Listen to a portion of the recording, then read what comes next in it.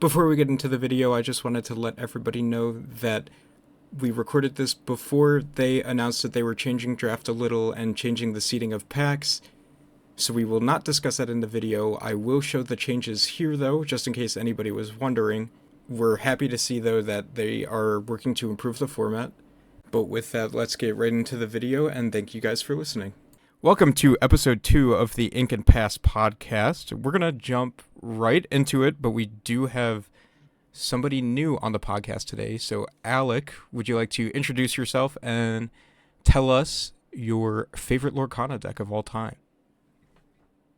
Hi, I'm Alec. That's a hard one. It's kind of a toss-up. So I played a few different decks. I definitely played a lot of blue in this game. I started out with a lot of like blue steel and blue red when Huron was big. After a little while, I did jump onto Blurple back in the day, probably like a year into the game. So I've been playing that deck for a while. Probably say Blurple is my favorite deck. Like I loved the bounce package in that deck, and even when I got to play with Bell in the Popsicles combo, it was just awesome. Yeah, the bounce package is sick. I wish we had a little more than the elephant still. I know, I miss it. All right, so we're going to jump into our weeks in Lorcana. I know Ivan and I went to a set champ. Ben, you had mentioned that yours got canceled due to weather. How bad was the weather for you guys? Well, funny enough, nothing actually happened. But being in the South, they told us it was going to be catastrophic and people were going to die, and then it rained. So it didn't even snow or anything? Nope, not at all. Not even a little ice? We got a little ice. Like the trees had ice on them, but that was it. Just a little frosting? Yep. That's kind of annoying. You didn't get to play your cardboard game. No, my shiny cardboard game had to go on the back burner this week. Unfortunate. And then Chris, you didn't have anything going on, right? Because you didn't go to our set just champ? weekly play where I defeated everyone I faced. Oh, right. What did I play? Blue steel items? We all played blue steel, yeah, in some way except Austin. Oh, right, because there were 4 of us. Oh, was that from the Infinity thing you guys did? No, we didn't do Infinity. No, I was just trying blue steel items, and then Chris was on Gotcha. regular blue steel, and Tommy was on blue steel, and then Austin was on blue yellow. All right. Typical Austin. Typical Austin. Never play blue yellow ever. I tried on Monday, and it was awful. But anyway, Ivan, why don't you tell us how our set champ went? So we went to one of our local game stores over here, Gathering Game, if I recall. It was my first time there. Honestly, a cute little shop. Really felt, I don't know, cozy, I guess you could call it. At the same time of our set champs, there was even people next to us, like a table down, playing like a board game of some sort. So like the venue was pretty cool. Nice, friendly environment. Enjoyed my time there. The set champs, we had 8 people show up. And somehow Marty, who I guess usually goes there, maybe. But he said that was the most competitive set champs they've ever seen, just from the people who ended up participating. Among which was, Marty, myself, Eli, and a handful of other folks that I haven't seen in a long time. But that set champs was an interesting one. Do you want me to describe it more, Eli, or do you want to chime in? Yeah, just go into You guys are your... a bunch of just you guys are just a bunch of tryhards. Yeah, we really are. Sorry. We're just hopping between every store, sniping our playmats. It was my third one. No, I know. I mean, you can talk about your run. The store, shout out Gathering Game. That store is awesome. The employees were very nice. And then the 8-player format is something I wanted to touch on. It's rough being only 8 people because it's just a league, basically. It's just a 3-round league, and then whoever goes 3-0. Rounds, right? Yeah, Yeah, it was like basically immediately top 8. top cut. Yeah, it was Yeah, it was rough. top cut right off the bat. Nice. You get 3 rounds, and whoever's undefeated at the end wins. Yeah, it's Yeah, all the weird. times that I've been there, it was usually 9 or 10 people, so we had to do the top 4 cut. So we ended up, I was at, and I think, was it 3? I think 3 times I've had to go to that store, and I think I made top cut every time. So it felt like a long day just because you had to go through all the games. I like that. I like playing more games. I mean, that's why we're Of there. course. Like, I like when we have more than 16 people, so we can get the 5 rounds of Swiss Yeah. before top 8 And- cut. Definitely. It's just nice. Or practice.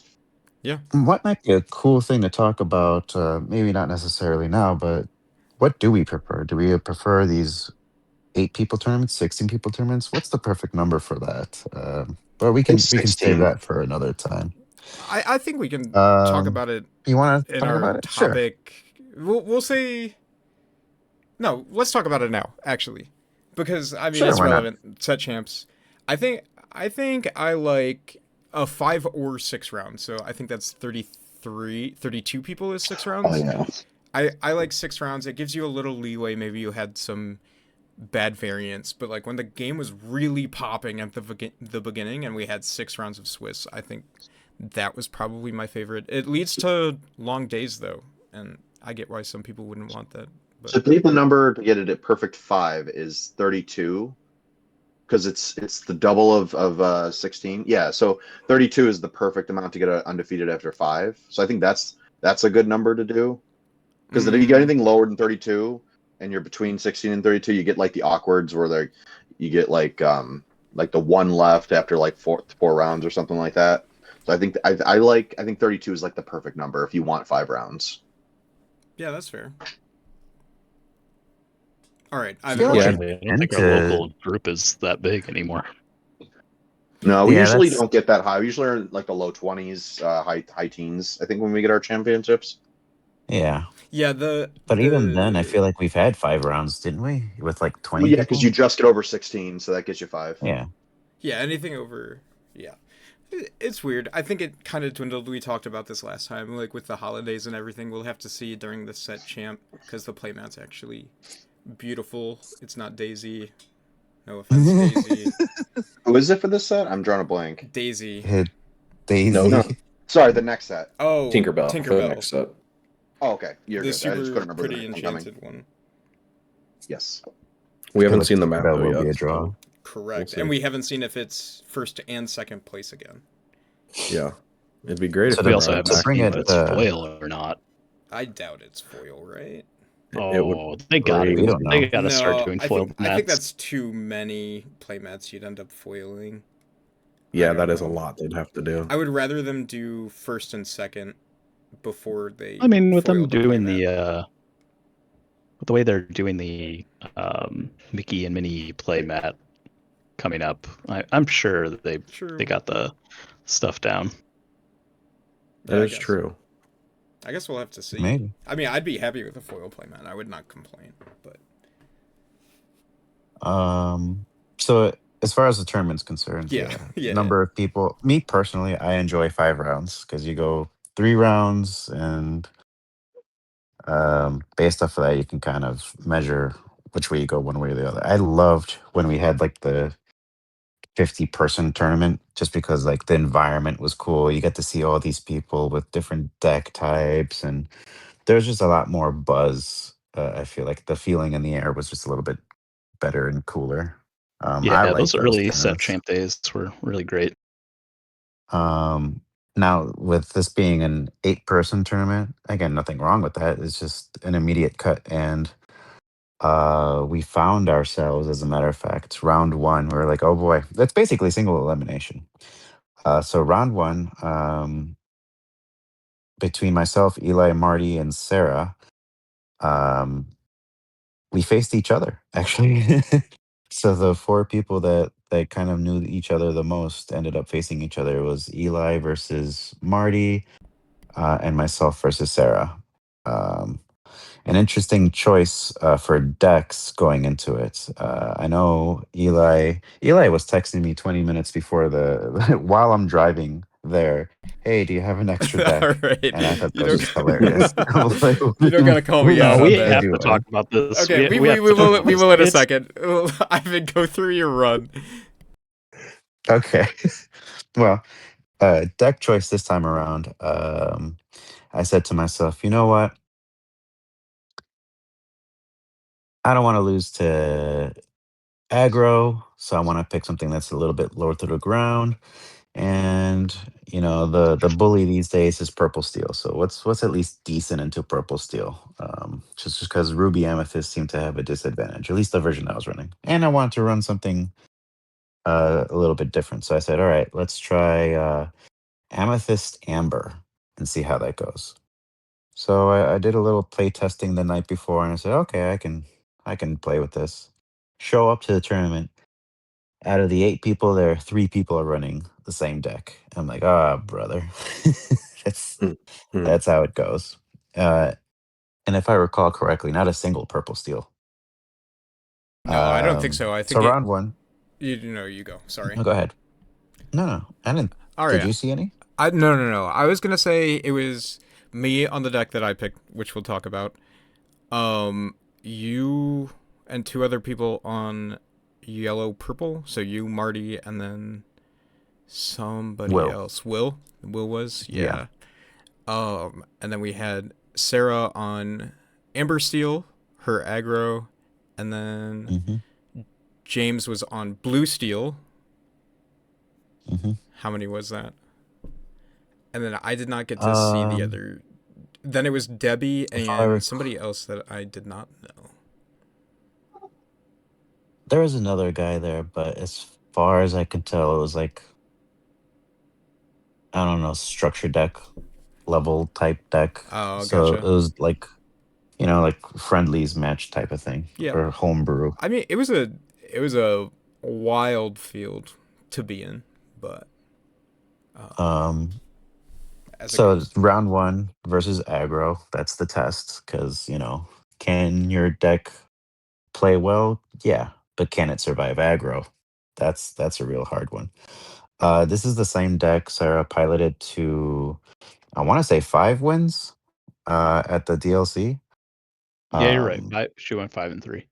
yeah, she ate green blue decks. She just ran through them, which is great. So I'm like, oh no. I believe she took game one, which was already nerve wracking. Uh, game two, I got it, and then game three, I ended up winning it on the draw. Sorry, on the play. No wait, sorry, on the draw. Um, yeah, Amethyst Amber has just enough fuel with the Royal Guards and Iagos, the zero Challenger 5 Iagos. Um, ended up being really useful along with the hypnotic strengths. We can go into deck card choices and whatnot later, but past that one, round two, mirror match versus Will, same colors. One of the choices I made was putting Iago inside of the deck, hoping that, people wouldn't be running too many targeting spells, and even if they are, that hopefully they're using it on Iago instead of using it on Dumbo or Genie. That one, I want to say it was a 2-0. Yeah, it was a 2-0. So fortunate draws plus able to just. Oh yeah, I do remember Bell being key as well in that matchup. And then in the quote unquote finals, I ended up splitting with Marty, who also piloting Amethyst Amber. We split because I basically said I don't care about the mat. I would care more about the win. And I asked him, "What do you care more about?" And he says, "I'd rather have the mat." And I said, "Fine." So we split. I took the win. He took the mat, and that was the end of the day. We were done by like 2 p.m., 3 p.m. maybe. But then you It was played a it out nice. anyway for fun.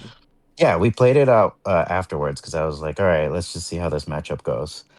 Um, yeah, my version got wrecked by his version, so it's a good thing we split because I was like, ugh, ugh. And the draws were not going in my favor at all. Let's be honest, Ivan, you just wanted to pad your PlayHub stats. Which is funny because I actually didn't check my stats yet. I probably should. Oh, you But haven't? You should check it at the end of before the you come day, back to us with that. I know Yeah, I Rocky am curious posted it in about our it. channel, and I was like, "Oh, I didn't know you could do this. I gotta check Yeah, this still." I was curious, but not curious enough to go running to see what it is. But for me, I was like, I don't care about this man. Again, my opinion, it's ugly. So I was like, I don't want that. I'd rather just have the win and call it a day. But yeah, that's the story of set champs this past weekend. Yeah, real quick, I did text Ivan for a deck 20 minutes before. I woke up. The set champ was at noon.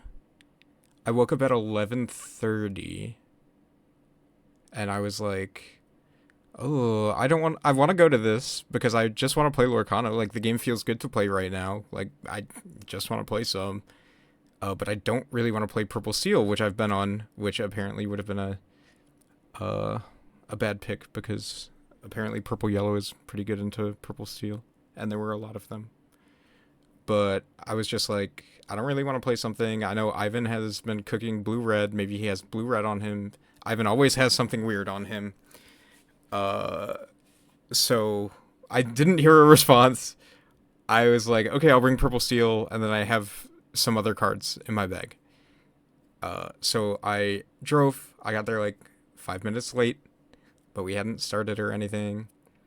And once again, the employees, I don't know if they were the owner or just some employees that they hired. They were super nice about it. Got me signed up super quick. And then I sat with Ivan, Marty, and Sarah, and I was like, all right, what am I playing? And then I look through my bag. I have some blue-green cards.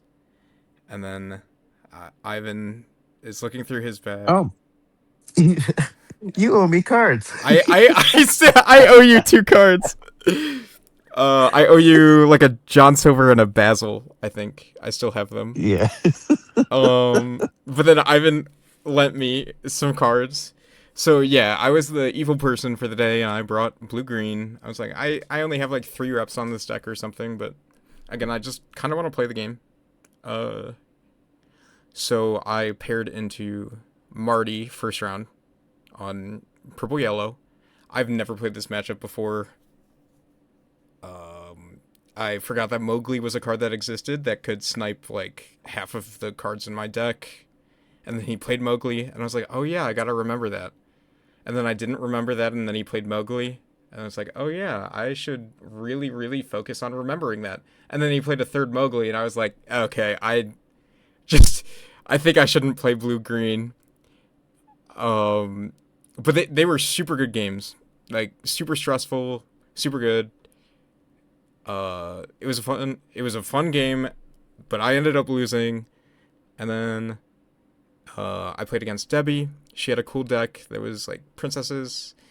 I managed to take that, and then I played against Sarah, and Sarah's on aggro, and steamrolled blue greens at the challenge, and so I got steamrolled. I was able to take one of the games, but I think that was pure luck. But that matchup feels a little doomed. But it was a good time. I enjoyed playing a different deck, even if it is the villain of the format. Mind you, everybody, this is very Elijah to show up late, not know what deck to play, and ask everybody for cards to build a deck. No, hold on. Whoa. It's very typical of me to build a deck once I get there. I don't usually show up late. No, yeah, usually you're early. But I will definitely ask people for cards. I Yeah, will say that usually will only happen after winning a set champs because you have all that. Because you're not feeling like you have to play like I feel like I your have to number play one Purple deck. I Steel. guess. Yeah, like all right, I gotta bring in my best deck. I I gotta get this one, and then now you're like, you know what? I just want to play Lorcana and have fun, and you know what? I'm gonna bring something that I know will at least be a good deck. So green blue it is. So once you have that like relief, where you're, okay, I got my win. I'll just play something whatever. Anybody got an extra deck? You know, takes Yeah. the pressure Well, off for sure. don't give me too much credit, but I give you credit. but no, I just wanted to play something different. Format's fun. Decks are fun. I don't know. I just liked it. It was fun. The I deck feel is like fun to this. play when you don't get the perfect line that's like super oppressive. Like actually having to pay attention to like what cards you're grabbing off of visions or what you're inking. It's like it's a very interesting deck to pilot. That was the same thing that happened with Green Steel though. It's a very interesting deck to pilot, but it's super oppressive and it's not great for the game. I think this one's a little better, but that's a different discussion. You're talking about like the Prince John Yeah, era. yeah, like set 3 and 4 Diablo Prince John before Prince John got banned or nerfed or whatever, or before Bucky and like all of that stuff got figured out. You know, like the regular oppressive stuff. You Yeah, just need pre-rotation. Yeah. Yeah, that's what I meant. I didn't mean banned, sorry. Bring Prince John back though. Said nobody ever.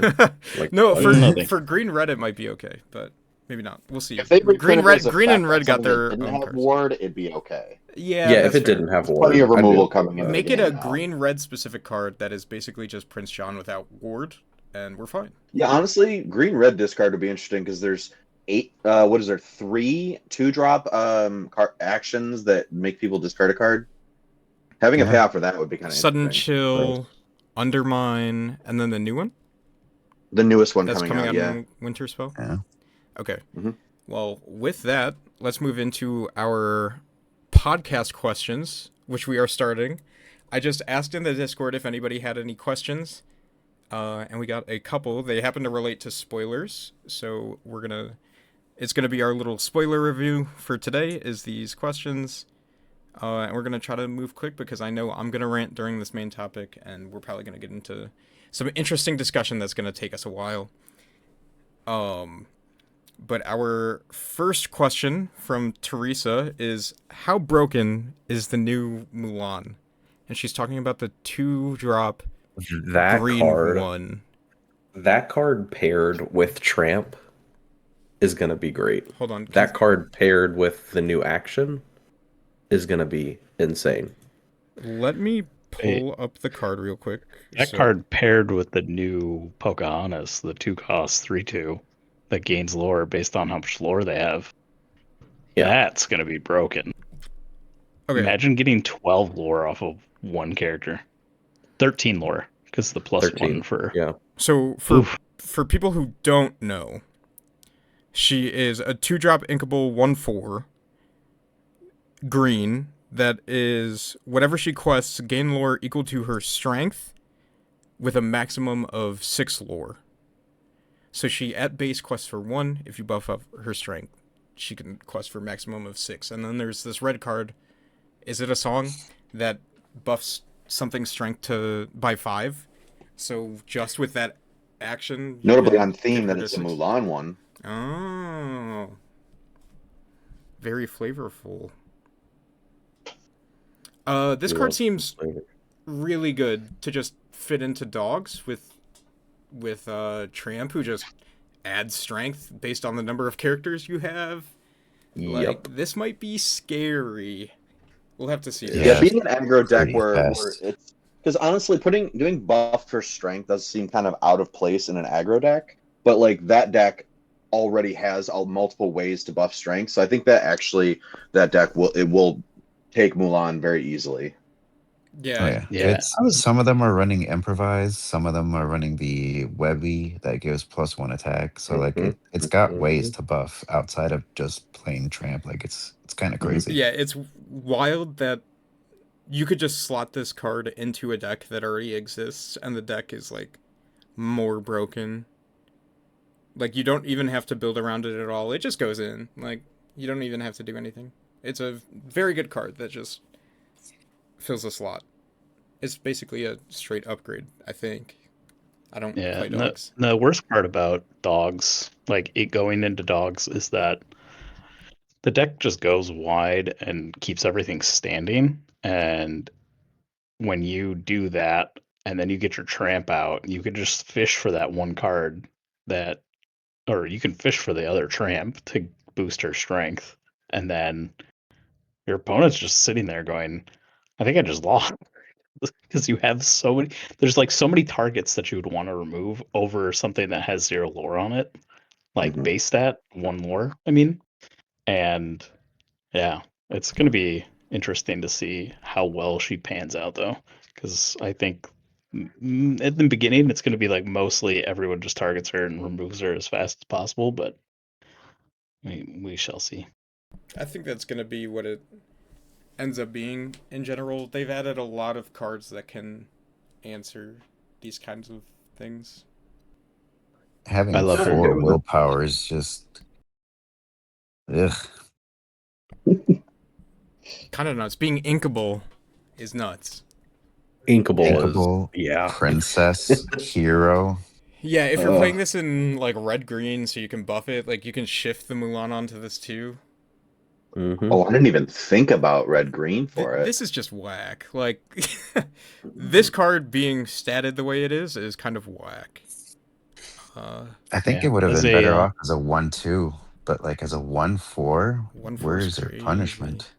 yeah, Look, this is, I'll be honest, this is the first set and in forever that I felt like Emerald is actually getting good cards.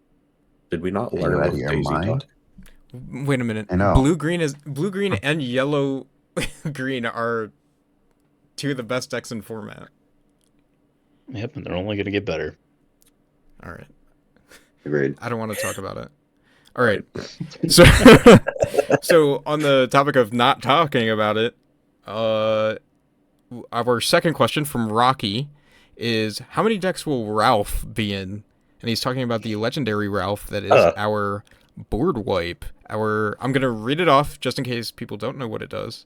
He has a 7-drop uninkable, 3/4. He's red, and he quests for 3. He's boost 1. This character gets +1 strength for each card under him. And then when this character is banished, banish all characters with strength equal to or less than the strength he had in play. Who would like to go first? I'll go first. For sure, that is going to be in every Ruby deck that Rocky plays, and that's probably Rocky it. plays, yeah. Specifically, Yeah, I'm gonna every be honest, Rocky though, red deck. I don't think it's broken or that great. I think this is going to be one of those Ruby cards that we all have to test. It's probably going to show up in a lot of stuff at the beginning. I think that if the rush payoff is there, I think that it can be pretty easy to set up because if you can get easy ways to give it rush, then it's going to be easy to just bring it in, throw it at something that potentially could kill it, and then it will trigger its ability to banish some other things. But I mean, I really think it needs rush to be really good. If it doesn't get rush, then it's just coming out and just sitting there, and it's delayed board wipes aren't good. So I don't think like coming from what was set 3 or 4, we got green Milo that was a 7-drop, and that card did literally nothing. And I think that is probably the direction this card is going. I think it is possible that if rush is good, then this card will see more play than that card, but we'll see. I think with David Xanthos being a 6-drop and then Ralph being a 7-drop, depending on Yeah, the deck. David is definitely one of the things that makes me excited to try Ralph. I think that David and if I'm trying blue red, I'm being honest, I'm trying David and Beagle Boys potentially, because I know Elijah loved trying Beagle Boys when he played blue red for a little while. I don't necessarily think Beagle Boys is great, but like I think just you need ways to give him rush. You need to, and like also another card in red that really wants rush is Maui Shark. So I think that it's a good pairing to throw a couple rush effects in a deck with the two of them and just see how they perform and see if it does give you the strength to make it a winning deck. Womp womp. I think Sorry, he's I'm just not a fan of this card. Yeah. I don't know why. Yeah, go ahead. Well, there's several reasons. one, I've been brewing with Ruby for a long time, just so I could try to get the darn color to be not the worst color in the format right now. But anyways, um, one, it's uninkable. So let's just start there. With Sure. uninkables being, you really want to limit how many you got in the deck. So it's got to fight other cards that are uninkable for the slot. So yes, it's uninkable. It's a high cost uninkable, meaning that you draw this, it is dead in your hand until you play it. The fastest decks out there that can get this out will have um like blue red, for example. Like even at top speed with Cindy, you're still waiting a long time. And what is the payoff? Getting a 3/4 out with no rush, for example. If you Exactly. happen to have the David out for the rush, then you're relying on them to have something with 4 strength Hmm. and exerted. 4 strength and exerted. So they have to have a character with 4 strength, exerted, and you had a David out that for some reason they're going to exert their character with a David out. And they'd already be scared of So Maui Shark in that situation. So yeah. yeah, and I could see it as something that'll just sit there menacingly. But the fact that it banishes all characters, so not even like just your opponents, it's just all characters. So you could Yeah. board, it'll clear your own board. Like you Honestly, can, is I it could better see it. than Spooky Sight though? Like Spooky Sight does the same thing No, I'd rather a play turn Spooky Sight. earlier. Uh, Spooky Sight being a turn earlier is pretty significant because that's one. Again, speaking of blue, one Tipo sail ramp, two, three Cindy, four Spooky Sight. Hmm. Hitting it on turn four is significantly better. Not only that, because you're targeting aggro for the most part.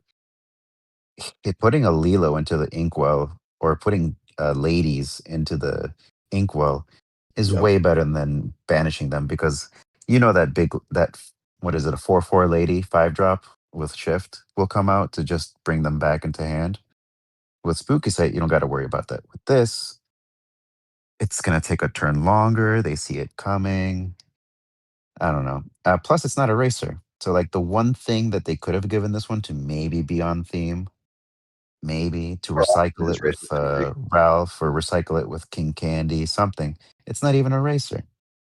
I don't know. There's just too Yeah. many things going. I could see this as maybe a two of just to experiment with it, but mm, it's a hard sell.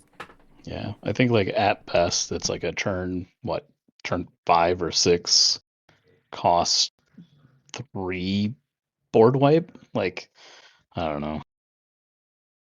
So I think the And it's not even a board wipe. It's a kill yeah. everything with less power. So, like, Prince Philip combo does nothing to this, or this does nothing to Yeah. that. Mother Knows Best, You're Welcome, Clarabelle touches none of these cards. What's this guy? It does if you candy Basil. drift. Yeah, this plus Candy Candy Drift Drift. will clear 1 or 2 cards, maybe. But that's a On my own two turn. card 9 cost combo. Yeah. Yeah, like, no, it's too much. Like, so I have a couple issues with this card. Um One of them being the fact that it doesn't have rush. One of them being the fact that it's uninkable. And then one of them being how much you have to do to get this card to work. Like, if your opponent is like, okay, I'm not going to tap down any of my stuff then, you have to banish this to get any benefit. You're taking a 3 quester off the board that you just spent 7 ink to play to then immediately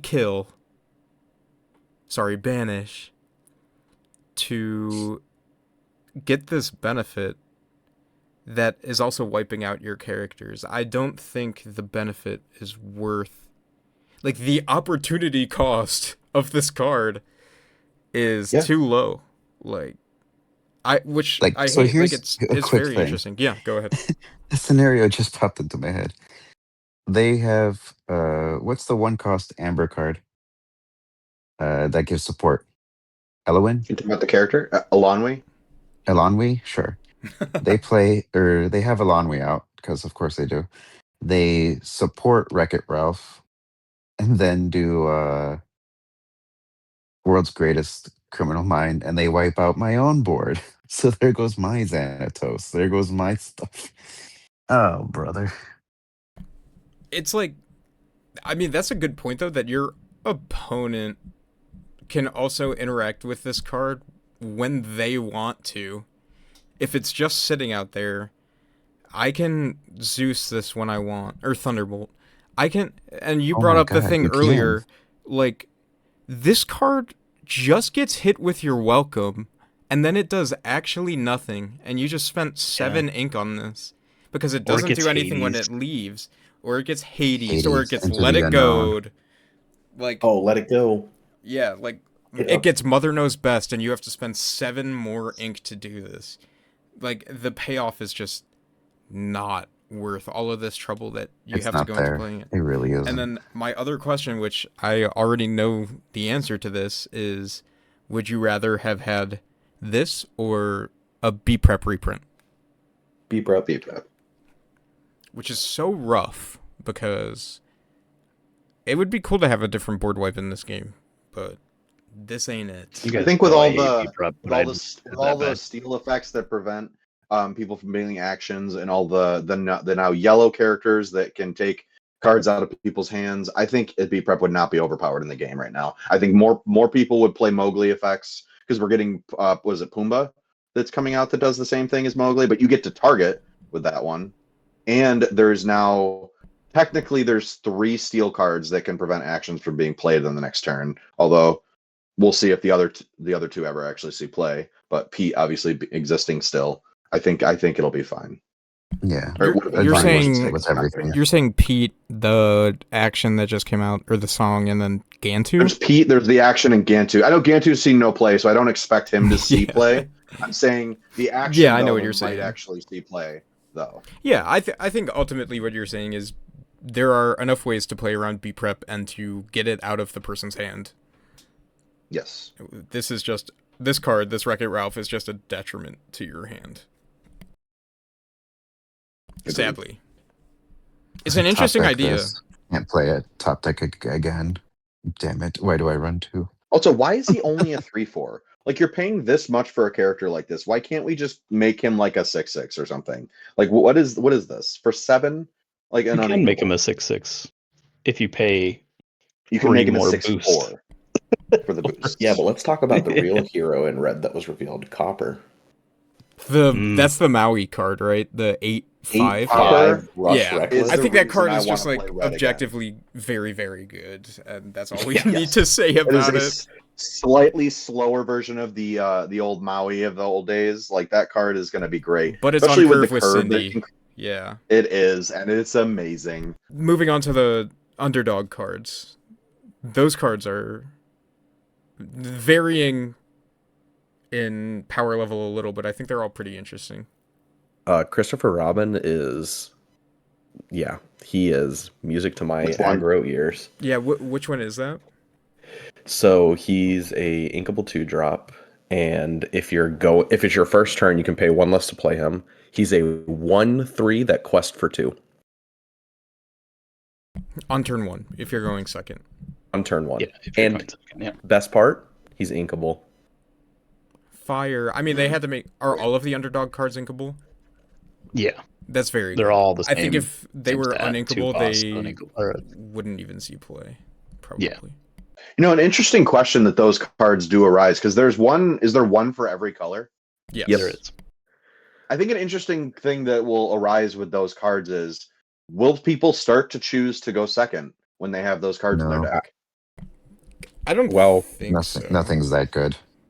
Because honestly, well, the one that does actually speak to me about that one is the Angel, the singer that you can play. You can go back to having a singer 3 on turn 1.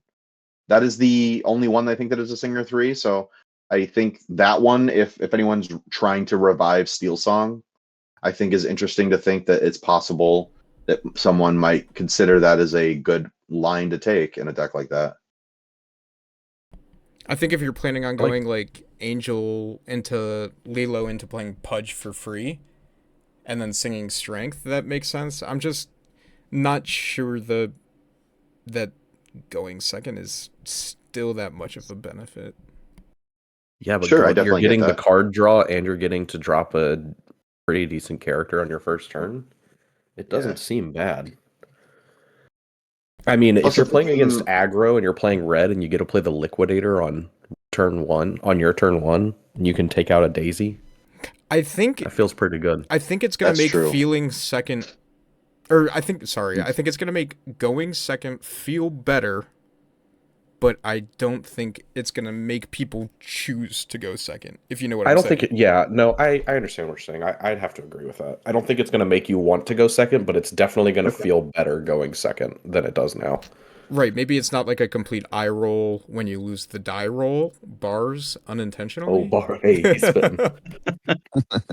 Yeah, I'm Yeah, excited for it. I think it's going to be a nice change to the, you know, I dynamic of did. I think going it's I did second. interesting. not expect them to do that one in each color. I was really expecting like one or two of that effect. I'm very So glad they're trying to do something about how bad it feels to go second. I think it just makes Yeah, sense that they should try to make a solution, and if it takes a little for them to figure out what that solution is, that's fine. But I'm glad that they're at least attempting. With that, we will move on to our main topic, which is going to be about the formats.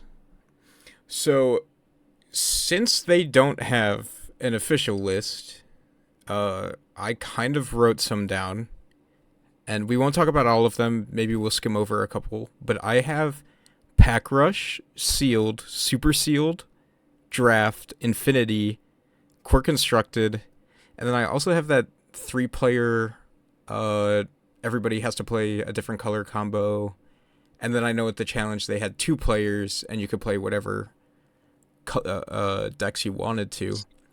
So they have some like odd formats, but I think like the main ones we want to talk about are like Pack Rush, Draft, Infinity, Core Constructed, and then I think Super Sealed is worth bringing up because that was in Worlds, correct? It was. yes, it was. Okay. So why don't we start with Pack Rush, since it is our current pre-release format and it's at basically every DLC. I I like love it. Pack Rush. Okay, why don't you go first? Because I have some feelings about it, but you go first, Ben. How do you feel about I Pack Rush? think Pack Rush is so fun just because I come from Pokemon where you played with sealed product a lot in your um pre-releases. Obviously it's a little different because you get a pre-release deck, you get your packs you can add to your deck. But I just like the concept and the idea of here's a pack of random cards, sit down from across from the person who also has random cards and play against each other. I think it's fun. I think it shows you different outlets. I think it shows you that not every card is bad. And obviously, core constructed, there are some bad cards, but in a sealed format, every card has a way to win. For plus instance, the items. legendary Sheer Khan from this set, not a great card. In Pack Rush, absolutely disgusting. That was fun to watch. Yeah. Ask Elijah about that card. It was not fun to play against. Exactly. But it just shows you that even if you don't think a card is good, if you just sit down and read the card in a non-competitive, I mean, I don't think Pack Rush is extremely competitive. I think it's more of a fun format. If you sit down and read cards and like you can do some crazy combos with cards that you would never be able to because of the color restrictions. Pack Rush is at its best when you and a friend decide to go buy packs randomly, and instead of just opening them in front of each other, you just play instead. And it's so much more fun revealing yourself like each card without looking through the deck, without looking at the last card, and like just playing the cards as is, no mulligan, just seeing what you get off the top is like the most fun I have with 2 packs of Lorcana. I agree with that. And what I think it also adds to that is that, like, I think a lot of stores, when they do their entry to their like local their weeklies, some do like when you pay the entry and then they give you a pack for entry. And what's nice about that is you already have the one, so you just buy the second pack and you're good to go. I remember when you guys were at Pallet Town, you guys did that. I think every week for a while. Yeah, we were. I missed doing it. We stopped doing it after Ben left. Ben, come back. I'm bringing it back, baby. Actually, Yes, when I come back, sir. we'll have pre-release kits, so I guess it'll be Yeah, different. we switching to that. Yeah, but the pre-release kits are built for 3-round pack rush. You can literally do a new pack rush Did every they say round that for you 3 could do rounds. that, or did You they could say you could do it Yes, both ways. You could do sealed. you could do sealed, which is you open your 6 packs and build a deck, or you could do 3 rounds of pack rush. Okay, I think it I should. like having the option. Sure. I think maybe it should just be sealed. For pre-release. I do So he think. told us why he likes it, Eli. What do you not think about it? Okay, no. Since everybody was super excited about the format, let me bring everybody's. Let me crap on it. Right. let me just make sure, since we're up so high right now, that we come down a little bit.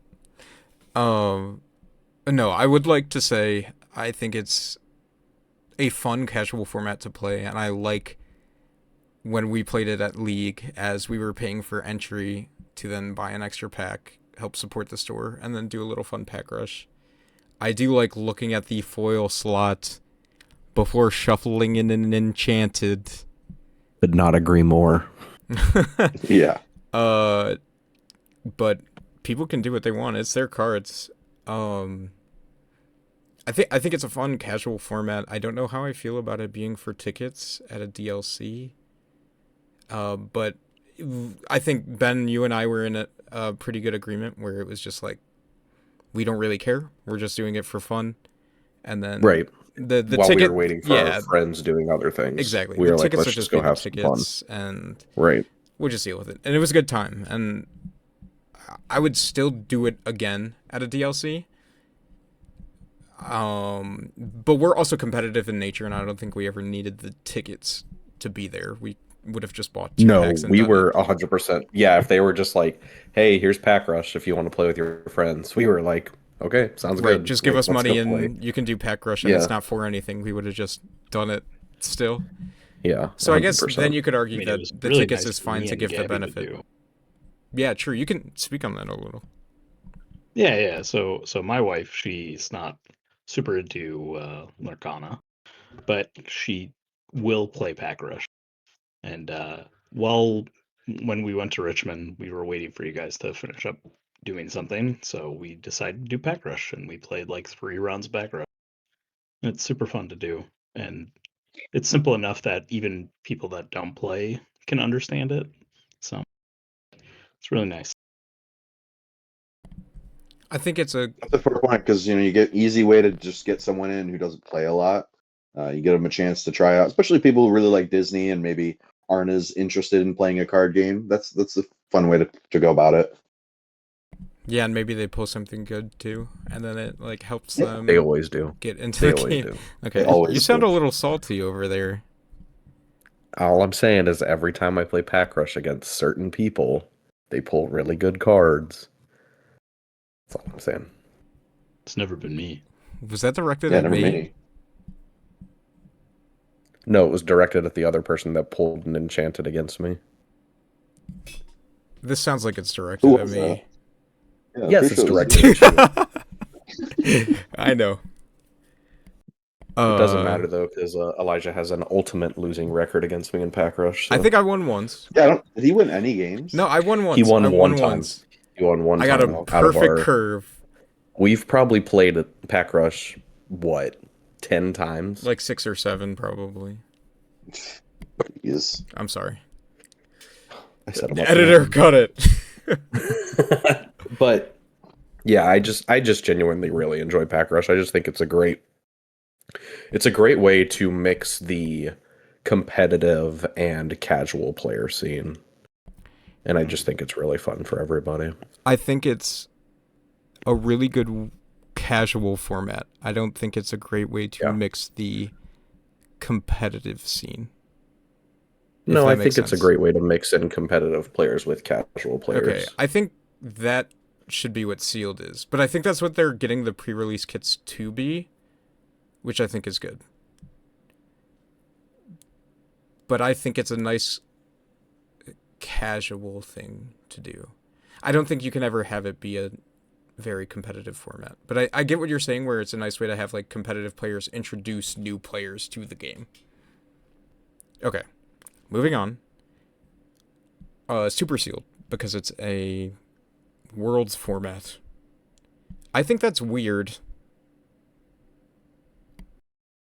Next. It's also really expensive. Like, it's such How a many packs is it? I thought it was like It's 12, 16. 16 packs total. Oh, Okay. okay, so this must be wrong. Yeah. I'd say 16 makes sense. You yeah, have it so then? at Worlds, for instance, more they than did half a box. Yeah, Worlds did Yeah, that's 4 so many. Shimmering, 4 Azurite, 4 Arcasias, and 4 Rain of Jafar. Okay. Players have 60 minutes to construct a 3 ink color restricted 50 card sealed deck. Note that this format does have a sideboard. It does. Players are allowed to change cards in their deck in between games and the match, as long as they're within the initially submitted ink colors. Which is 3, right? I don't need the Correct. sideboard It's so a bad. 3 ink deck. I think it's an odd format. It makes sense that you want your world champion to be good at multiple formats in the game. I'm not sure if sealed is the best way to There's do a that lot of work. currently. I've been pretty open about my opinion with sealed in this game. Well, that's and what I we're think here to that talk about. Sealed needs a lot of work to be a really good format. I don't think opening a box worth of packs is the right way to go. I don't want to like completely jump into other card games as the only way to go, because like you definitely do it differently. You don't want to do it specifically the same way. But other card games, I think they have their packs kind of built around the idea of being able to play like a sealed or like a draft. And I think that this game, which has a lot of characters that you really want to be able to play with, and you want people to be excited to open these cards in the packs and play with them, I think it makes a lot of sense to be able to play a better sealed format. I think that that is something that Ravensburger needs to work on for their packs. I don't know the route that they should take 100% in the pack, if it should be like more cards or if they should be like draft specifically seeded packs for it. But I think that this game should really have a better sealed format and more pushed sealed format. Anyone have thoughts on what would be a good way to make it better? I think they need to seed the packs better, and they need to build their sets in a way that the limited formats make sense, because this is going to get into draft too. And Alec, you and I have had pretty long conversations about draft And we can and bring that up. sealed. Yeah, if you yeah. want. That's what I'm going to do, because I think this is an important conversation. I think the limited formats in this game have potential to be very fun formats, and we see that with like these weird cards seeing play in Pack Rush and sometimes sealed and stuff, but we haven't had a lot of sealed events to really pull data from. I think the way that the sets are built currently is very clearly, these are the cards that we want to see play in Core Constructed. These are the cards that we think might see play or might be fun to brew with in Core Constructed. And then these are the rest of the cards. And they're just kind of there. They don't really do anything. They're not really built for much. They're just kind of sitting there. And I think they can do a better job of messing with those cards. Excuse me. They can do a much better job of designing those cards and in a way that benefits the limited format specifically. Because if those cards aren't doing anything for Core Constructed, they can do something for something else. They can benefit something else, is what I mean. Like, I think they are designing this core constructed format very well, and that's something we'll talk about after, but I'm having a ton of fun with this format. But I hate how I crack open a box and I'm only caring about like 10 specific cards The in the set, legendaries and I and a couple can't even rares. like be like, hey guys, do you want to play a draft? It's going to be fun, because nobody wants to play draft because it's not an interesting format to play right now, because they don't build archetypes in, or you're not drafting your seat. Like, that's a big thing too, and I'm sorry, I'm going to go on a little bit of a rant right now. But in drafts, you can like specifically know what the person to your left and what the person to your right are on based on what cards are getting sent your way, and then like what is left in the packs and what has been taken from them. So you're able to do a thing called drafting your seat, and that's where you're playing to get the best cards for the position you're in, and not trying to play towards like, oh, I want this card and this card and this card, which you can do, it's fine. But it's like, you can draft in a way that makes your deck the best for the spot it was in. You can also force something, so maybe you specifically want to play like blue, red, green if you want to do like a 3-color draft format. And then you're forcing the other person to pick cards that are not blue, red, or green, because you're taking all of them. And that's a super interesting dynamic that we just don't have, because draft currently is just, I'm picking the best Take card the in the best card in the deck. pack. And it Pack. doesn't have to, the best card in the pack, and it doesn't have to do anything with the rest of my cards except maybe Beyond Curve and maybe be Inkable, and then I don't care. And I think that's why people don't really play the draft format right now. And I think it's kind of the same thing with the sealed format. You're like, I just want to curve out, I'm just looking for the best cards. It doesn't actually have to fit a deck identity at all.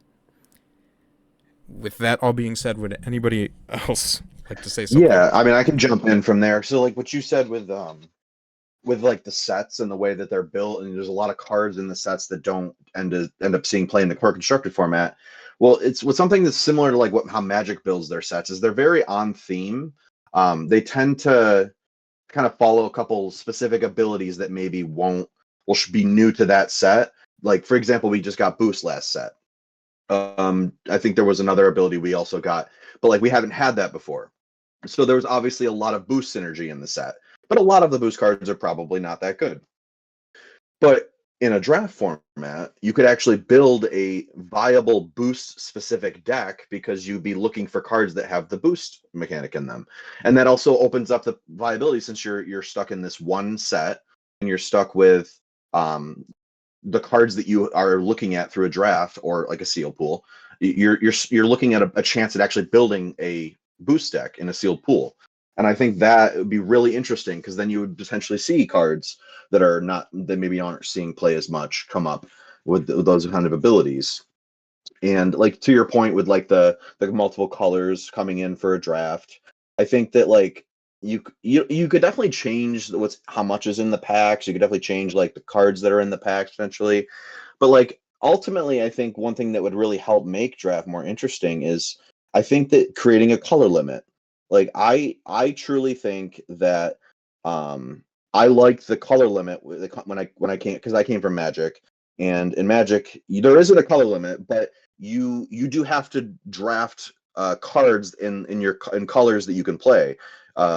So you in this game, if you put you down to like 3 colors, for example, that would give you like probably in the first pack or so, you're probably just grabbing the best cards. But after that, you really need to buckle down and be picking cards from those colors. And like maybe it's still the 4 packs that we did before, so that gives you 4 times 12 is, I think that's 48. Maybe we lower the card count in your deck to 30. I don't think that would ever come up. And again, we don't have too many mass draw effects that are going to cause you to deck out too often sealed pools.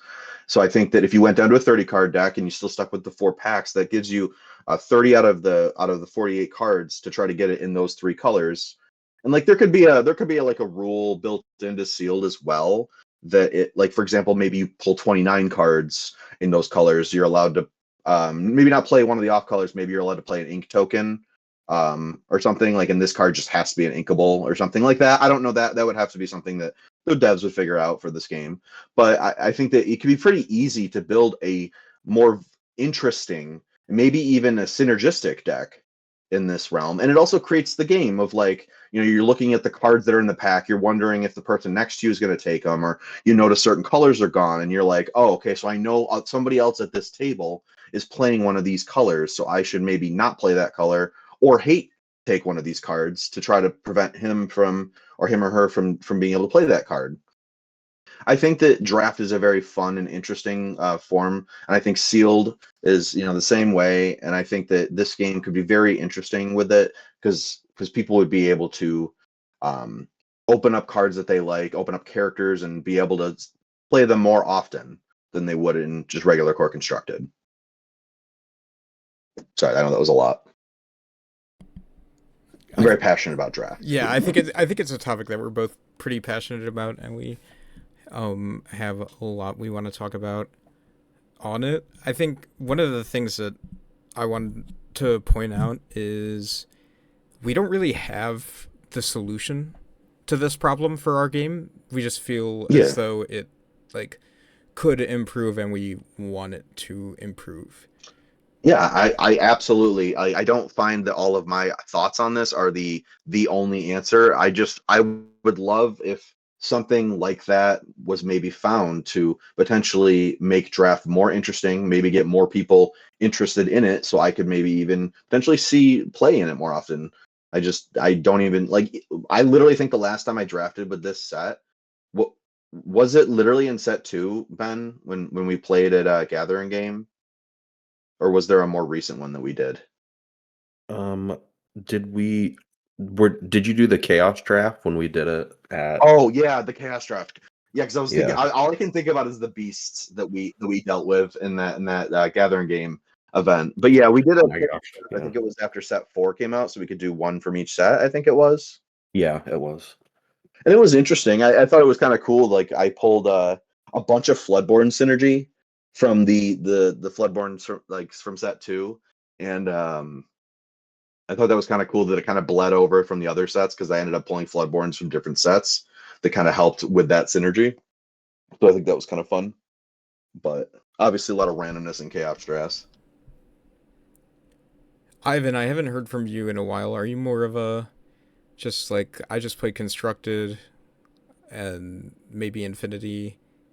I don't really focus on the limited formats, or are you like interested? But It depends on the timing of the format. I feel, generally speaking, I like I feel like back in the day, with other TCGs, I would be more of a willing to do like draft or other formats where you just kind of get packs and play with what you got, and if you win, you maybe win an extra pack or something like that. Like, yeah, I'm more willing to do that. It's what I was used to.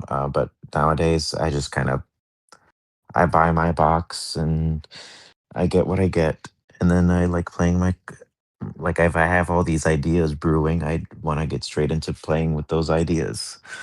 Um, so I kind of like constructed uh, for that purpose when a new set comes out, and then I don't want to say the problem, but the obstacle for me later on in the set, for playing sealed or draft or whatever it may be. Um, I feel like I already have the cards, so I'm just gonna get like extras of stuff that I don't need, which I guess helps with the trade. But I also don't really see too much trading going on in this game because I feel like our locals here, especially, like everyone, generally speaking, gets what they need. Like we get our packs, we get our boxes, and the community's strong enough where we're like, yep, we got what we needed. So trading is somewhat minimal, and even if you are trading, uh, like playing the pack rush, for example, um, the odds of me getting a card that I need late in the season or getting a card that I need to trade to someone who probably already has that card, like I don't know, that's the odds to go down. So like I'm not a big, you know, pack rush sealed or draft person myself. Maybe at the beginning of a new set, just to kind of add that I don't know, like new feeling of a new game. Because I do enjoy that. But generally speaking, I like my constructed. I like my going right into my ideas, my combos, like what I can do. I like being in the kitchen. I like cooking. Right, right. Oh, we know.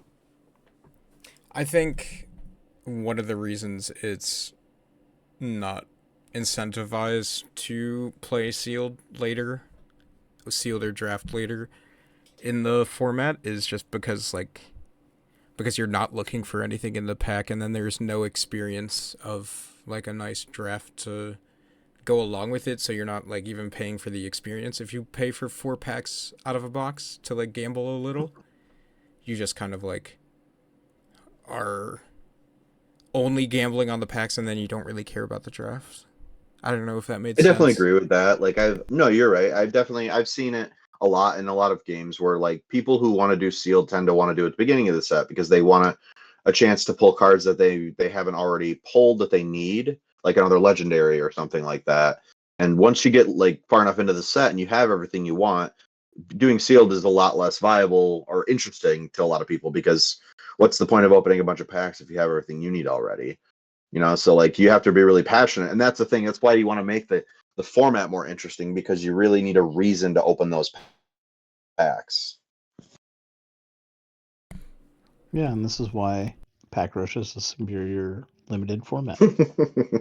Currently, for this game, it is. I think. Which I don't think is how it should be, even though I think the format is fun to play.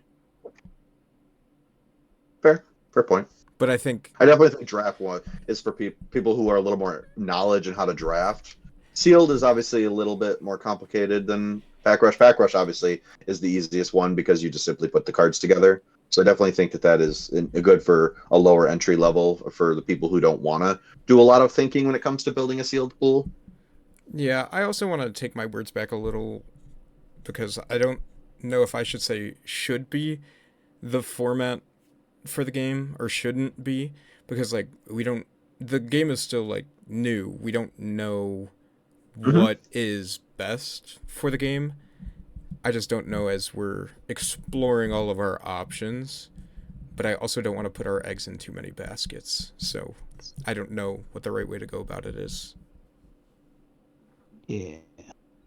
I think we should move on to I how think so, Elijah too. feels about Infinity. I think Oh, God. somebody else should talk about it first because I know I have a lot to say, but Is that our next format to talk about? let's talk about Core Constructed first because I think Infinity is the big one because it's the big one they're pushing and it's at the new DLC. But I feel like our perspectives on Core Constructed are all going to be fairly similar. So Ben or Chris, since I haven't heard from you in a while, would one of you like to talk about how you feel about Core Constructed currently? Go for it, Ben. He's not here. I'm sorry, I was on mute. Currently, I think Core Constructed is probably in the best place it's been in a long time.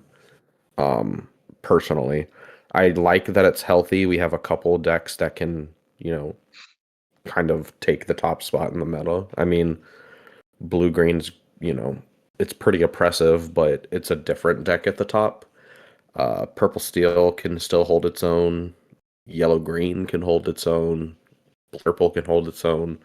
So it's nice to just have enough variance in what competitive decks are instead of everybody's playing red blue or everybody's playing red purple. You know what I mean? And I think Ravensburger as a company is going in the right direction of not adding too much fuel to the fire for the good decks and adding new styles of cards to kind of, broaden the horizons of the decks that we currently have in meta. Yeah, I think I think it's a good point to just like bring up that while blue green is probably best deck in format and the most annoying to play against, we still have a lot of decks, like you said, that are holding their own and doing their own thing, and they're all still very relevant in the format. And I think from an outside perspective, it's very good to have all of those decks be viable. Look at Sarah's Amber Steel. Do you think any of those blue-green players were going to think they were going to run into an aggro Amber Steel deck? Absolutely not. What did she do? Go in there and sweep every single green-blue deck she played against. So clearly it shows you just because it's arguably the best deck in the format right now doesn't mean it can sweep every single deck in the game. And I think we're getting more cards that can help you tech against those decks. But then this is something that I didn't actually think about before the podcast, but I do kind of want to bring it up. With how many decks are like viable and how different some of their strategies are, is it a good time to introduce sideboards into the game?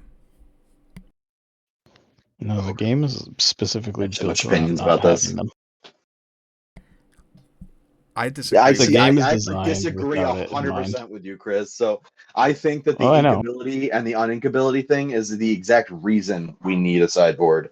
The fact that we have uninkable cards that are so hate specific against certain things, like just as an example, like the what is it, the one Moana that banishes a Teika, something that I would just never think would ever see play. A card like that is something that would just be perfect in a sideboard. Or, for example, item hate, like the Pete effects that prevent people from playing actions. Like that's all the type of things that could keep certain decks like blue green, like you just said, how it's one of the best decks in the format. It's very easy to just like keep a deck that's problematic in check.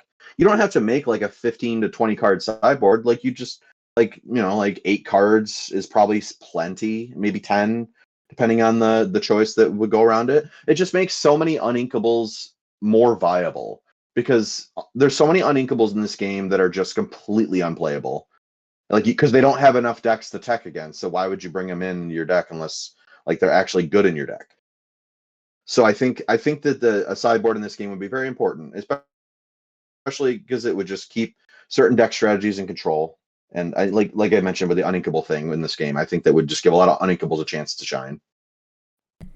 I will concede and say that sideboards would help not so playable decks right now become more Mhm. playable.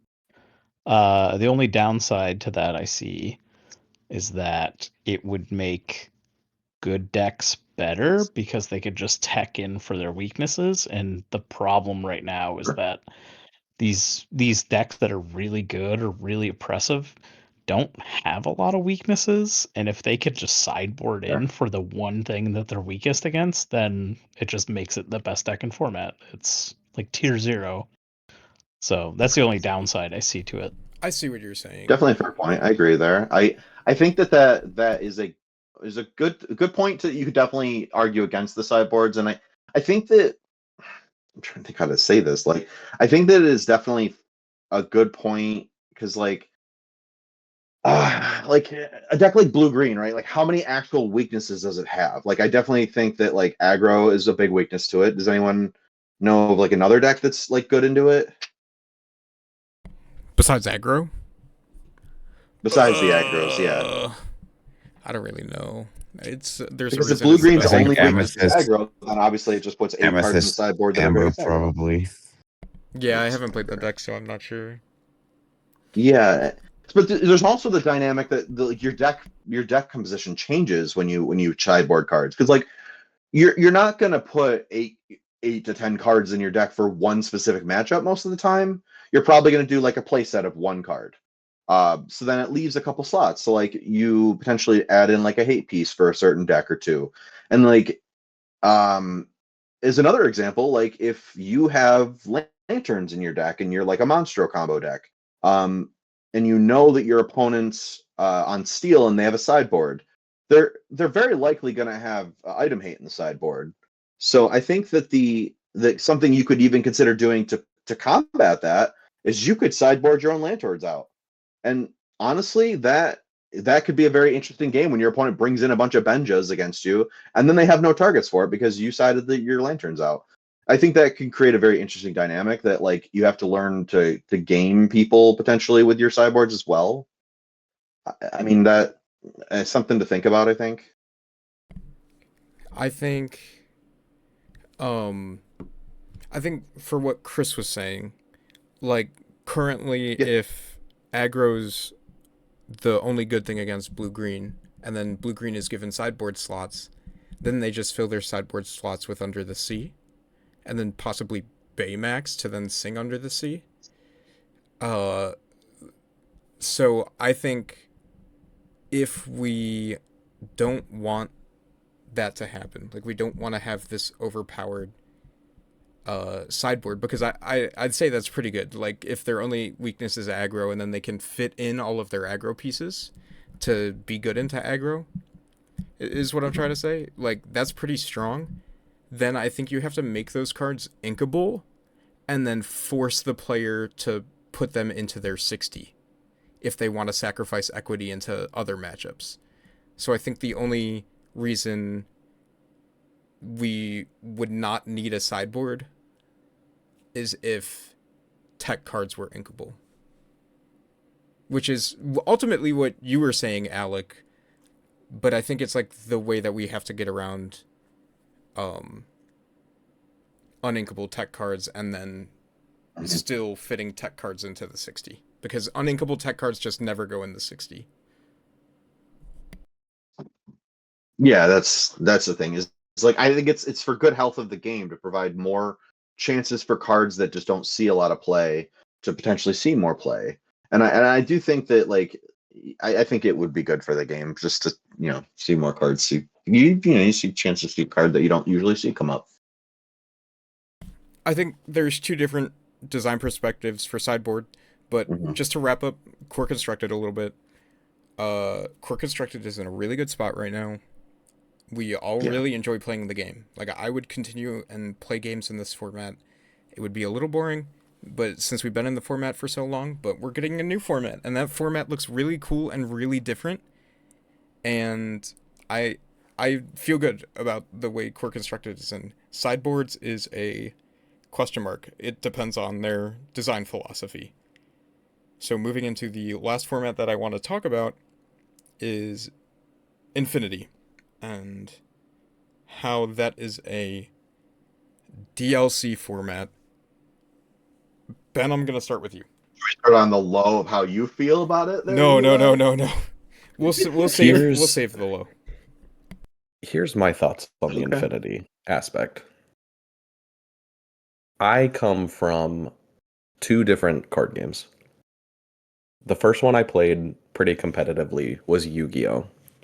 Yu-Gi-Oh! You could play with as old of cards as you wanted to. They just had a ban list. Pokemon has set rotations.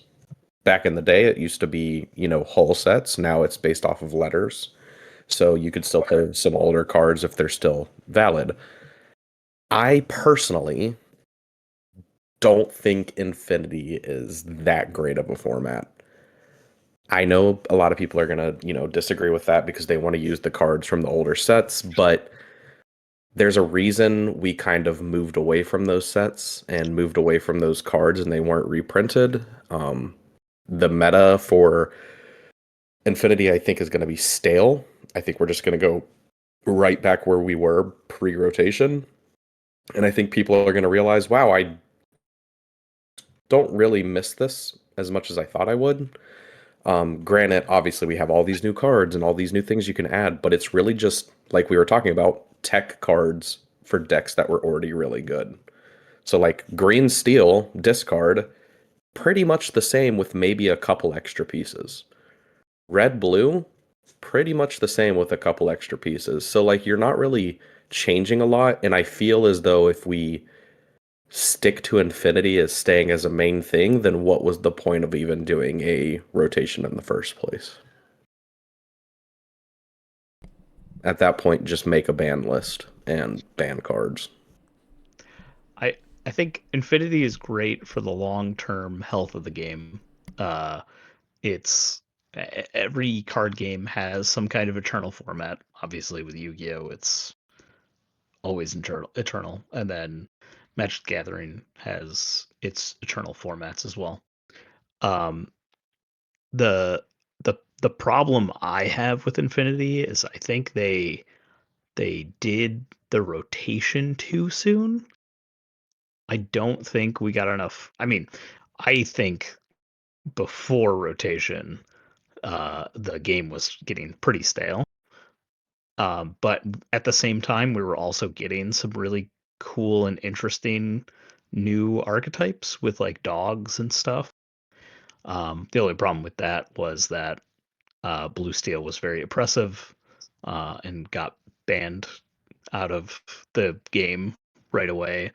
And then Blue Red and Steel Song were just always around. Um, but I think for the long term, Infinity is going to be great, and it's likely going to be the thing that I will slowly move to once we get a couple, maybe 2 more blocks of sets. So 8 more sets. I think Infinity would probably be in a better place. But to agree with you, Ben, it's a little bit too soon. It's just going to go back to pre-rotation decks, basically, with a splash of some new cards. Um, uh, but overall, I think it's going to be better for the game than even core is right now in the long run. All right, so I lean a little further on the side of it. I see I okay, so I'll give some context. I came from Magic. I've been playing Magic for like 15 years, I think. And I've always gravitated to the Eternal formats in that game. I have never really been a fan of the rotational formats. I just mostly play this one on the basis that it's the one that everyone in the area plays. So that's why I've stuck with that. But in regards to rotation, I have just never really liked the fact that your cards rotate out, and because of the cards rotating out, it also requires you to continuously have to buy new products. And I know that that's an important thing for card game companies, is they need people to buy products, and that's perfectly fine. I get that. So I'm not going to fight them on like choosing to make core the main format. But I always like the higher power levels that come from Eternal formats when there's more cards in the format. I like that the power levels of the deck feel a little higher because you're combining stronger cards. Like, for just as an example, we still have B prep in Infinity format, and I know like we still have board wipes in core constructed, but just having the straight up 7 draw that just banishes all characters, that's just, there's nothing that really beats that, honestly. It's just such a good feeling, especially when you can do it for 8 and you don't have to pick up any of your own characters with Sisu. So I think that me personally, I played some Infinity at Richmond when I was there. I ended up doing the Sunday event. I played, I think it was like 6 or 7 games before I ended up dropping in and calling it a day. But the games all felt fun and interesting. I think that the power level was higher, obviously. I think that while I originally, before the rotation, I thought Blue Red was very oppressive to play against. It felt very unfun to get C-sued and be prepped constantly. I think that Green Steel was very oppressive and very unfun to get discarded on constantly. But honestly, I played against both of them, and I played against a lot of Blue Steel and an aggro deck, and I enjoyed every game. And I think I lost most of my games, honestly. I think I was like 2-5 or something like that before I called it a day. But I think all of the games felt very fun and interactive. One of the things I think is very interesting about Eternal formats is how good the removal is. I feel like when you're in a rotating format, you end up with a lot of bad removal spells because you have to play with what you have. So I think that the Eternal format creates a stronger bit of card synergy as well, because some deck color combos in this game have been waiting so many sets to feel viable. Like, they were coming up on, I think, was it like yellow purple green yellow, for example. Dogs didn't really become one of the more meta decks, I don't think, until like around that time when all the dogs were released, and that was like right before rotation. And like there are a few other decks that maybe just started becoming more viable around that time when they had to leave.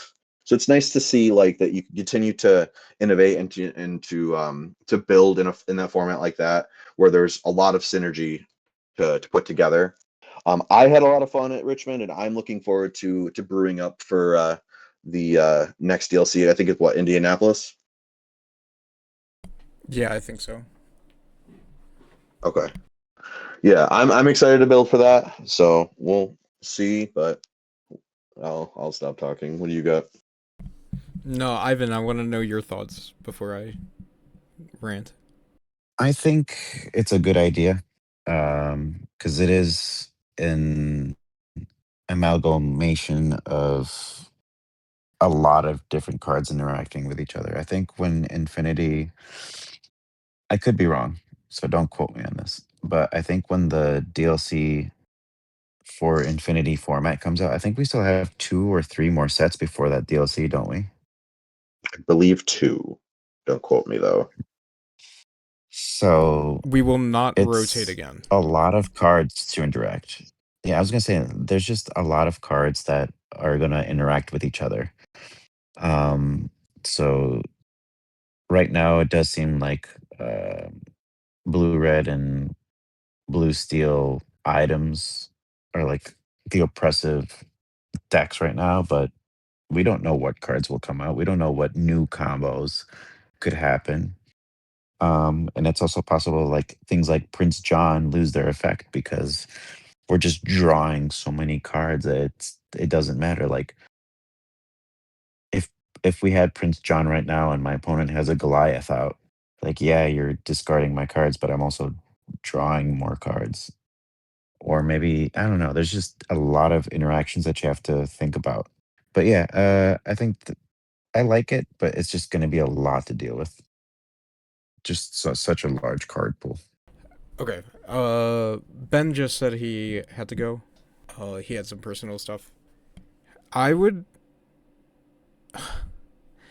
I'm trying to think about the best way to say this that is not offensive. Or not like trying to be super negative about the game, is what I mean. Okay, I have a couple issues. One, that they're pushing the format currently. 2, that the format only has 4 sets that are extra than the format that we're currently playing in. And then the balance of the first 4 sets in relation to the sets we are currently playing with. And I think that last one, it's always going to be an issue. We can't change that. But the bounce package is extremely strong. Sisu and B-Prep are extremely strong. The discard package is extremely strong. And Hiram is extremely strong. And that will always be like that. So I have this, like... I kind of have this issue with this format that it just feels like they're trying to play Core Constructed that we played a year ago. Which I personally, I don't want to play any of those decks again. I'm going to be honest. Like, I had my time with them. I don't feel nostalgia for them. I just don't really want to interact with them at all. They can be gone. The power level was pretty high, and the format was extremely different than what we have now. And I love the bounce package, but I'm not, like, ecstatic to go back to it, or I'm not, like, actively going towards playing those cards again. I don't really need to play Whole New World again. I don't need to play my Ariel that will dig for a song. Even though maybe something like that should be in the constructed format currently. But if we want Infinity to be a constructed format that we push, it also needs to have a banned list, or you're just going to have some undertuned, overpowered format that you're pushing competitively, which is not fun to interact with. And I just don't want that, and I don't see how that's a competitive format where you just have these, like, broken things flying everywhere, and then you're pushing that competitively, and then like you also don't have a ban list to balance it. But then if you do have a ban list, you're gonna try to bring in more newer cards into the format probably, which then leads to like just core constructed plus. And I don't think that's what anybody wants the format to be, nor should it be. But I think rotation is a good thing in this game, and I don't really look back with like rose tinted glasses. So you have a very different opinion on rotation than I do. See, I don't look at it as I've played with those cards and it's time to go. Like it's time for them to go and stuff. I see old cards that we've had for a long time, and I think of a new card coming in. I think, oh, these cards will pair really well in a new deck together, and you don't get to do that when an old card gets rotated out pretty soon. So that's one of the reasons why I like a format like Eternal formats. I think that they give you the chance to create a better combination of cards in a better 60 card deck, as I might say, in the deck. And I think that the power level just feels more fun for me. Like I like higher power level decks, but I definitely understand what you're saying. Like in the fact that you don't want to play with those cards anymore. But like, I mean, just because the cards saw a lot of time doesn't mean they can't still be fun to play, I guess. Yeah, so I think my biggest issue with like playing the old cards is the fact that they're like, I do feel like they had their time, and they had their time in the space that they were designed in, and now they're gone, and that's cool.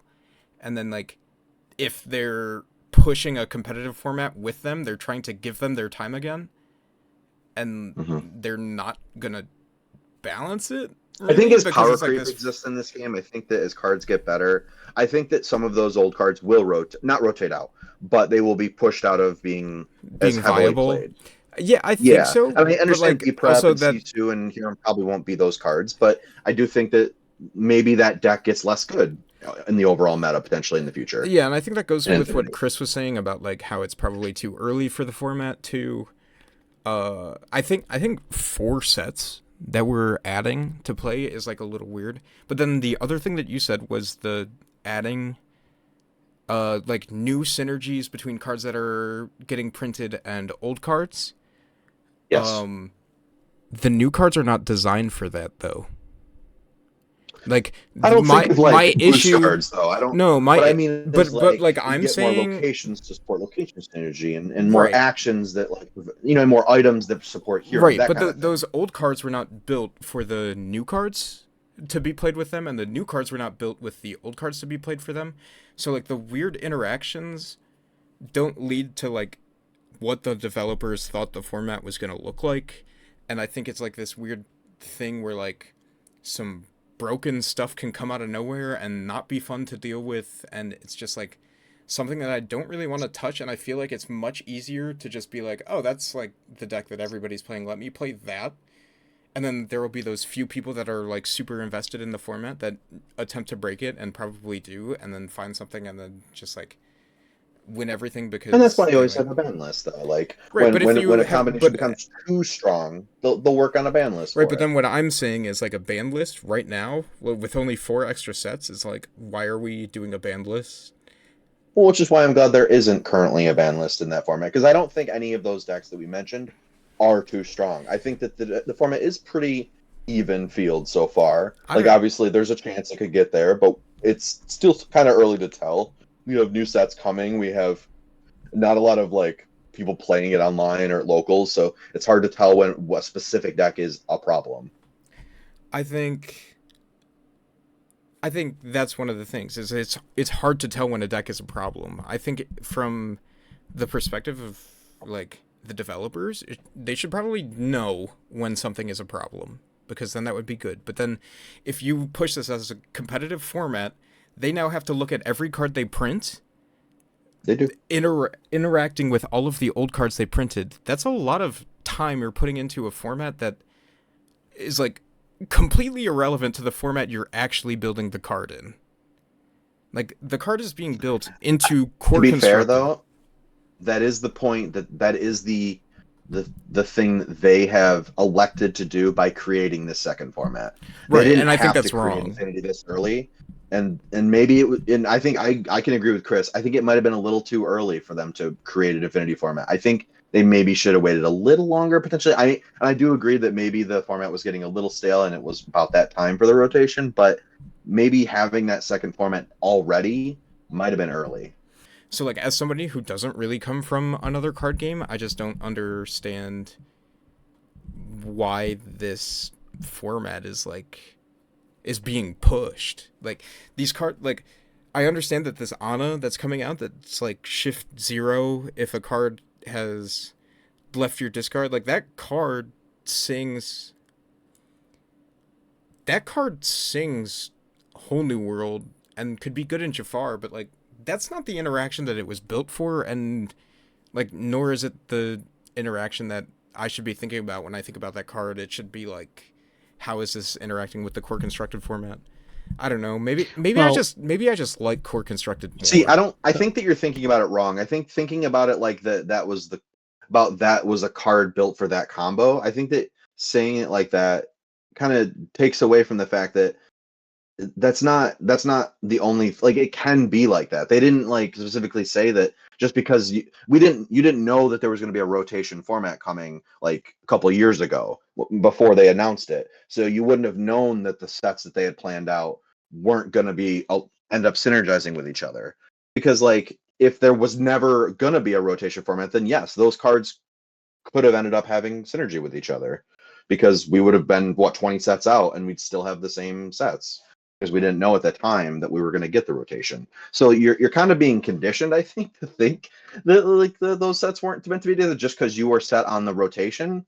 But like if the rotation wasn't a thing, then like you would just be thinking, oh, these are both red cards. I'm thinking about how they can be viable in the same deck now. there's going to be a point where there are so many cards and so many interactions with each other that it's it's normal to start rotating. Otherwise, you get the ban list. I think maybe it was just like a misstep in the power level of like the bounce package being like so strong that it just creates the identity of purple for like the rest of time if those cards are still in Yeah. rotation. So then they had to shove them out so there could be space for the rest of their design, which I like, which is good, which is what they should have done. Like that was correct. I just don't know if it was the right choice to then insert those cards directly back into a competitive format. I don't know. I feel like you're missing the point of what I think an I am eternal too, I'm going to format be is honest. supposed to be. Like I think it came out too early because the larger card pool isn't there. Like you said, it's only 4 extra sets.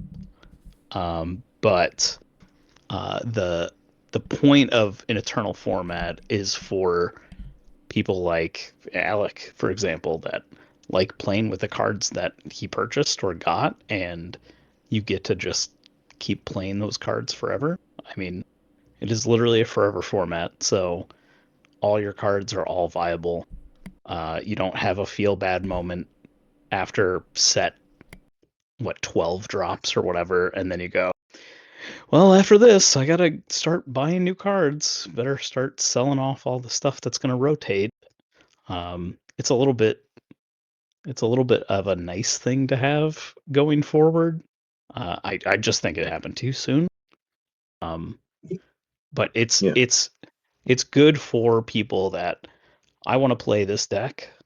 Like, say you want to play Steel Song, you can spend the money to buy Steel Song, and you can play it until you absolutely cannot play it anymore. And that's the beauty of Infinity, and that's why I think it's going to be good in the long run. Yeah, and to add a point to that, like I think that like I definitely think that a ban list will happen, but I mean, me personally, I would be less upset if they banned a card out of my favorite deck as opposed to just rotating my entire deck out. because if they ban a card out of it, there's a chance it's still viable. Like, for example, Steel Song. There are enough singers and good actions and songs in the game that Steel Song could still be viable if they rotate, if they not rotated, if they like banned a card from that deck, like Ariel, for example. I'm not saying that she's too powerful or anything, but like if they chose her as the choice, like to like slow the deck down, I don't think the deck would completely die. I think it would probably lose a lot of power level. But like when in a format like that where you're able to just pick up one of the cards out of that deck and say this card is now banned from this format, you can still play your favorite deck. You just have to make some adjustments to it so that it's not so it's not the exact same deck. Allows you to be able to still play with those cards that you enjoy. And how dare you, Elijah? You're just gonna sit here and lie to us and say that you don't want to go play Jafar at some point in the future. I honestly, You know you want to do stuff. We know you. I have a half-built Jafar list in my Dreamborn, and I was starting to build it, and then I was like, I don't really want to keep building this right now. I'm not interested. I would rather build like purple yellow in the current format. Yeah, However, yeah. no, you go ahead. Sorry.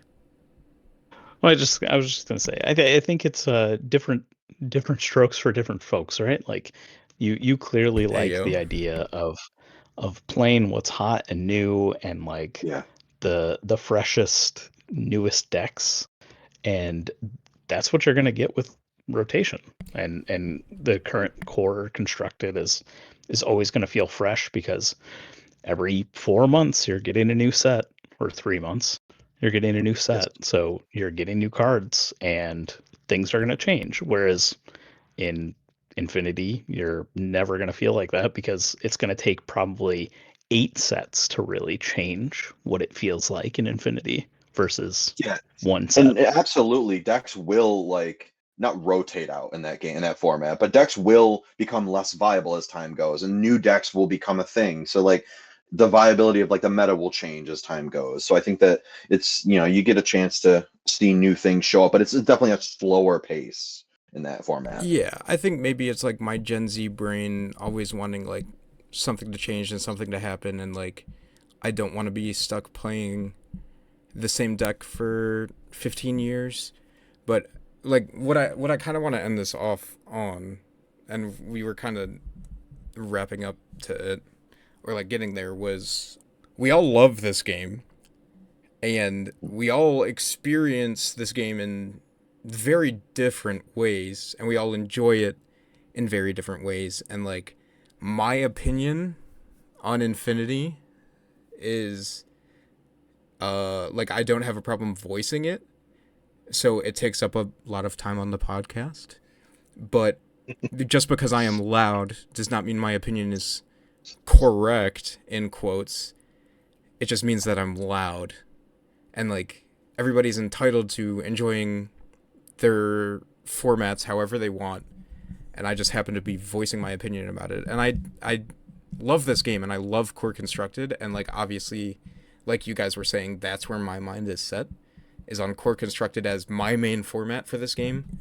But it is very possible that other people just enjoy playing their deck. They enjoy playing Steel Song and Red Blue, and that's fine. Like Alec, you said the games were very good, and like while I might not have interest in playing those games, you enjoyed them very much and would go play them more, and I think that's great. And I think that's a great space for the game. And I think just my opinion on whether or not it should be competitive is just going to be different than a person who interacts with the format more and then like enjoys the format more ultimately.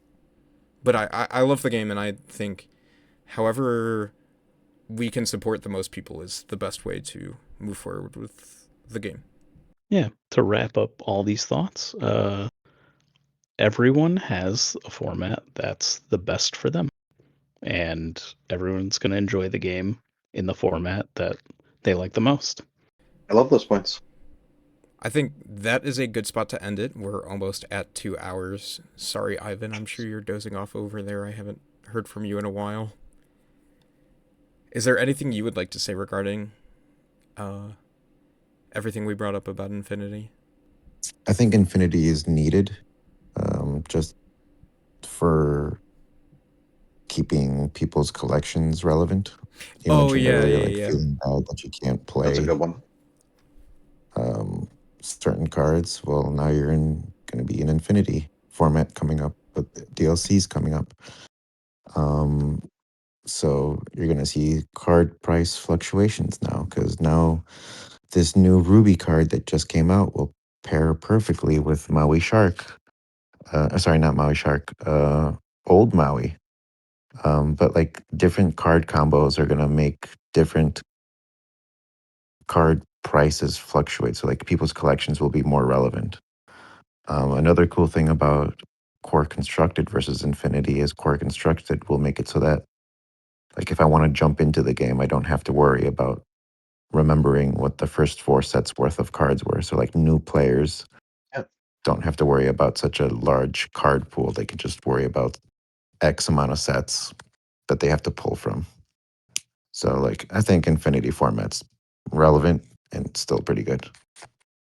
Yeah, I think that's fair. And I think saying that it's needed is probably just objectively correct. Even if it's not like the format that I enjoy, I think I can agree that it is needed. All right. On that note, thank you everybody for listening. Maybe I'll get our some face cams up soon.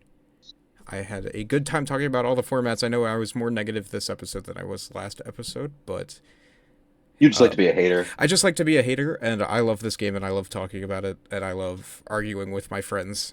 So, am I really gonna apologize? I'm not sure, because I did everything I wanted to. It was a late one. It was a long one.